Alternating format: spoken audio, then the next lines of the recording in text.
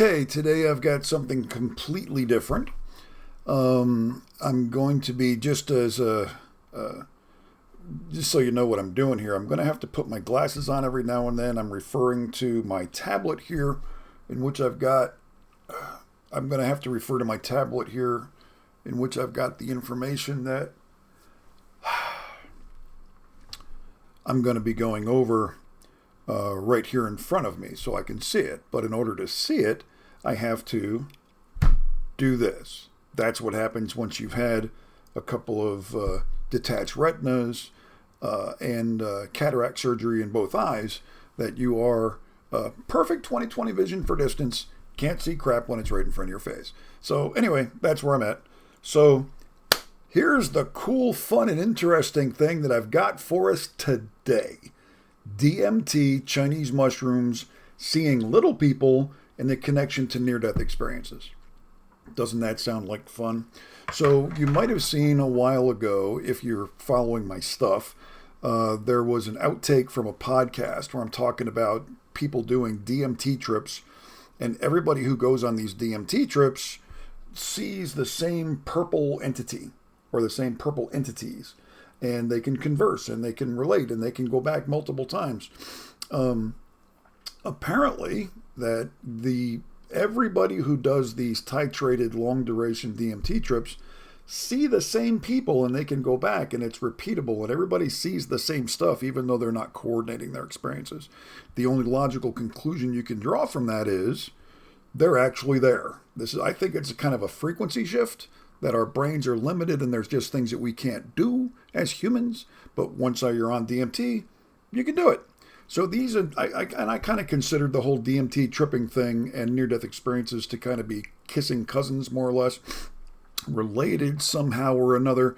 There's just a lot of things there that we don't understand from both of us. Both of those things. There's parts of those things that we just don't understand. So last week or earlier this week, I was doing my research on the Chinese near-death experiences. And I encountered this thing called, and let me look this up because I want to get the name right. It's called Lanmaoa Asiatica. Lanmaoa, Lanmaoa, Lanmaoa Asiatica. So it's a mushroom that only grows in 3 places in the world. It grows in a very small part of China. It's in Papua New Guinea and also northern Philippines. That's the only place where they found this stuff. If you cook it correctly, like for at least 30 minutes, then the effect doesn't occur.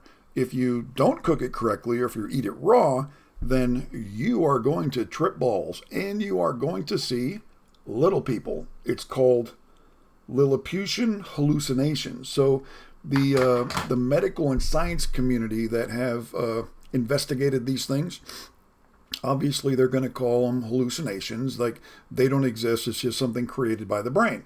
Well, maybe not. If you're a scientist, PhD, doctorate, working in a university somewhere, you're not going to go out on the rim and not going to go out on a limb and say, "Hey, these things are just these things are possibly a frequency shift, and maybe they're really there." Yeah, little tiny people running around all over the place that you can only see when you eat these mushrooms. Well, the cool part is everybody who eats the mushrooms, no matter where they are, has the same experience, just like DMT.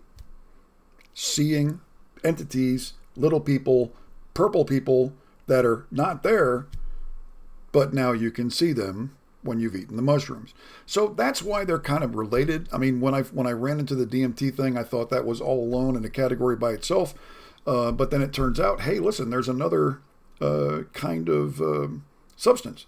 The cool part is, and this is really cool, they have torn these mushrooms apart. The scientists are doing their science thing. They've examined them. They've done the DNA testing on it. They've searched for the compound. This is the cool part. They cannot identify or isolate the compound or whatever it is that's in these mushrooms. They know it's not psilocybin. They know it's not DMT. They know what it's not because they know what those compounds look like. They can't find it. It is an unknown compound. They know it's there because of the effects, but they can't identify it or can't isolate it. And comparing against all the things that we know that exist. They know that it's destroyed by cooking, or at least modified or reduced by cooking, because people eat these things all the time, because guess what? The mushrooms are friggin' tasty.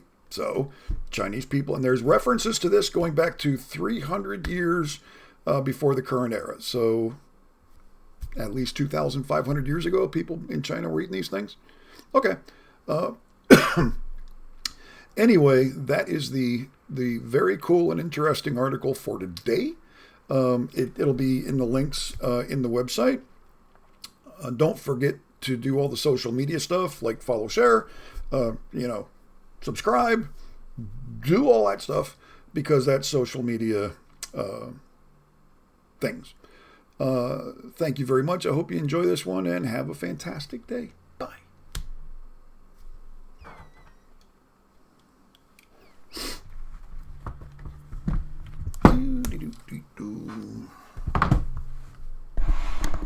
Let's stop the recording.